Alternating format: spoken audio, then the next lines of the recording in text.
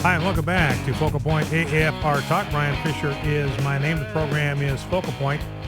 And opened the program talking about a new bill written by Tom Graves, Representative Tom Graves from the state of Georgia. It's House Joint Resolution 62, if you want to look it up. He's got 43 co-sponsors. Ted Cruz has spoken out in favor of this bill. Mike Lee has spoken out in favor of this bill. So this will do on the House side exactly what Ted Cruz and Mike Lee want to do in the Senate, and Rand Paul want to do in the Senate, and Marco Rubio want to do in the Senate. Defund Obamacare through the continuing resolution. Now realize that current authorization for spending ends on September 30th.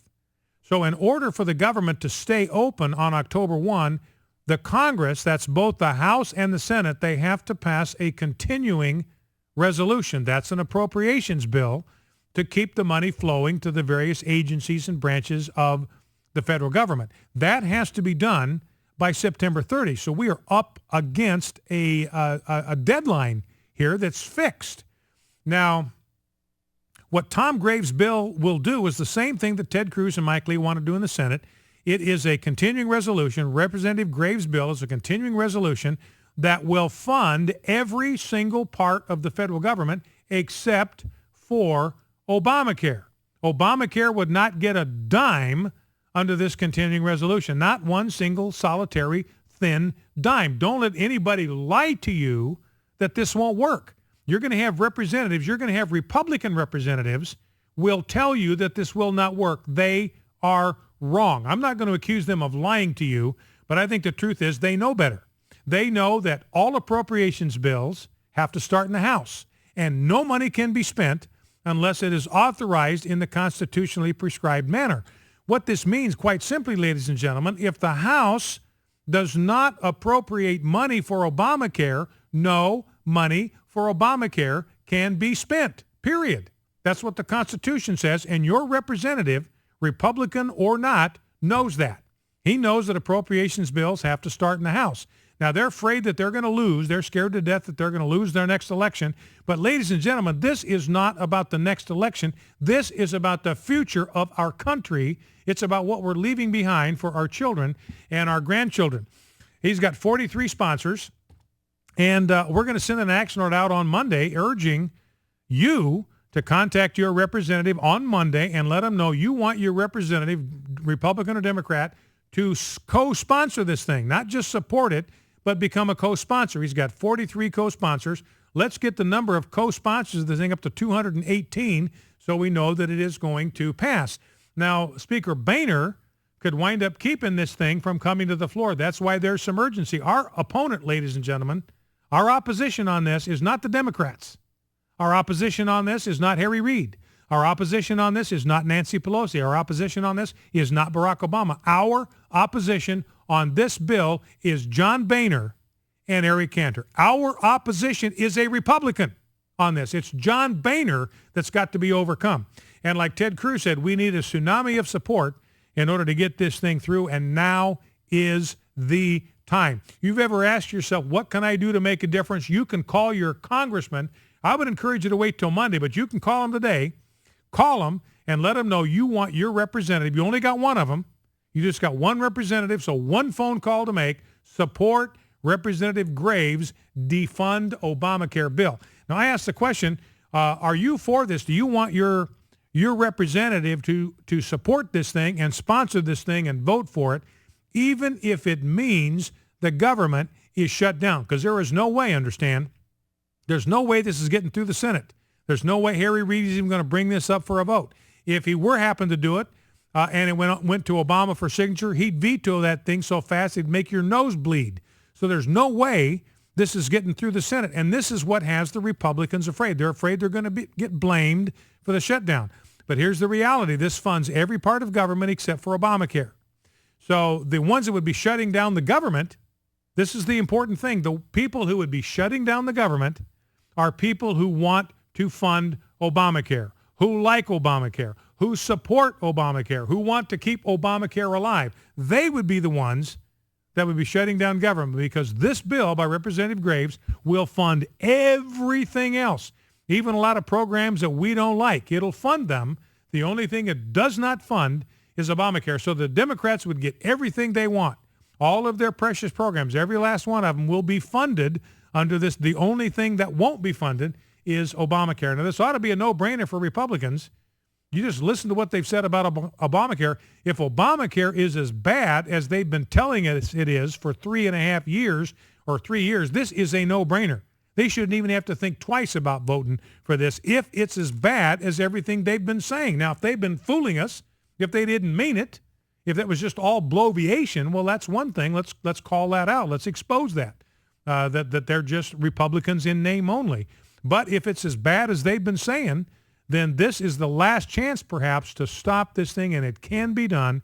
The House can do it all by itself, dead in its tracks. So do you want your representative to support Tom Graves' defund Obamacare bill, even if it means shutting down government? Let's go to the phones. Let's go to J.B., Hattiesburg, Mississippi. Do I have to start this off here? Okay. Now I'm kind of dead in the water here myself. Let me close out my software and reopen it so we get on the same page with our call screener, Mr. Wesley. Okay, let's begin with Rex in Dallas, Texas. Rex, welcome to Focal Point with Brian Fisher. What's on your mind? Hi, Brian. Thanks. I really appreciate you and everything you guys do over there at AFR. Thank you. Yes, sir. I definitely think it would be a good idea to pass this bill to defund Obamacare. To my knowledge, you probably know more. I think the government's been shut down in this method once before, and obviously it's still around, so it can't be that bad. I don't know. Maybe you could elaborate more what could happen if the government shuts down. I mean, I know everyone's still going to get their Social Security check. You know, it's not like the military gets disbanded or anything like that. I mean, what is actually going to happen if the quote unquote government gets shut down? Yeah. Well, and again, I cannot tell you exactly what would happen if the rules were followed. But I do know that back in 1995, when we did have a government shutdown for several days, what they call a government shutdown, about 65% of the government just kind of kept running like on autopilot. And the idea is they shut down everything. This is the thing that cracks me up. They shut down everything but the non-essential functions of government. Well, my response to that, well, if they're non-essential, why are we even funding them in the first place? Let's not just temporarily defund them. Let's get rid of them. If they're not essential, that means we don't need them.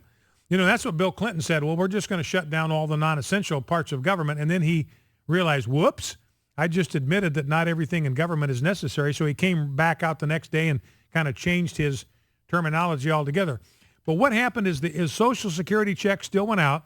The military still got paid. The Medicaid checks still went out. 65% of the government, roughly, continued to be funded. And what happened, but it was a shutdown. I mean, there were things that did get shut down. But what happened, Rex, and this is the thing to remember, the Republicans are afraid that what happened in 1995 will be repeated. This government shutdown, it was pinned on the Republicans. They were made to look bad. You want to take lunch money away from kids. You want to kick grandma to the curb. And they're afraid that same thing's going to happen again. But look what happened as a result of the government shutdown in 1995. We got a balanced budget. We got welfare reform. And the only reason we didn't get the White House back is that the Republicans ran Bob Dole, who was basically, he just offered nothing to conservatives to get motivated about. We did lose 8 seats in the House, but we retained control of the House. And we actually picked up 2 seats in the Senate. So we kept control of the House, picked up 2 seats in the Senate, got a balanced budget and welfare reform out of the government shutdown in 1995. So everybody's saying this was a catastrophe for the Republicans. It absolutely was not. All right, Rex, listen, I appreciate the call. So that's one vote for shutting it down if that's what it takes. Let us go to Lane in Arkansas. Lane, welcome. What's on your mind? Hey, Brian, enjoy your show. Thank you. I just want to tell you that my representative, Tim Griffin, I think he's on board with this, and I'm glad of it. But that's not the only thing I want stopped. I want all the the trampling of the Constitution. I want it stopped, too. Our gun rights are being trampled, everything. I'll tell you what this is. This is Satan leading Obama and his cohorts, and Satan himself wouldn't have it any other way. So that's the way I feel about it. Yeah. All right, well, listen, I appreciate your call, and there are 43 co-sponsors of this bill. I'm calling the bill up right now to see if I can get it in front of me. Well, this looks like that's a different one there. I'm going to try to see if I can get a list of the sponsors of this bill. I've got a different number popping up, 62 different House Joint Resolution 62. So apparently that one didn't go anywhere. But yeah, I'm guessing Tim Griffin would be one of the good guys on this. And the real concern here is, and I, what our last caller was just saying, look, we're tired of this whole thing. We are tired of this expansive growth of government. We're tired of the waste. We're tired of the ineptitude. We're tired of the IRS going after Tea Party groups. We're tired of the NSA spying on us. We are tired of the Department of Justice refusing to prosecute voter fraud if the victims are white. We're just tired of the whole thing. And you ask yourself the question, well, what can we do about it? Well, here is something that can be done to stop this runaway train of government tyranny. And it's, ladies and gentlemen, I got to tell you, it's going to be up to us to do it. We are going to have to be the ones to do it. We are going to have, this tsunami that Ted Cruz talked about, this is the time for the tsunami. This is the time to burn up the phone lines to Capitol Hill and let them know what we, the people, want. They answer to us. We elected them. We sent them there. We're paying their salaries. We are not their servants. They are our servants. And again, we need to be polite, and we need to be courteous, and we need to be civil, but we need to be very, very direct. Each one of us needs to call our representatives and urge him to be a co-sponsor of House Joint Resolution 62, Representative Graves' bill that will defund Obamacare for a year. Focal Point, AFR Talk, 888-589-8840.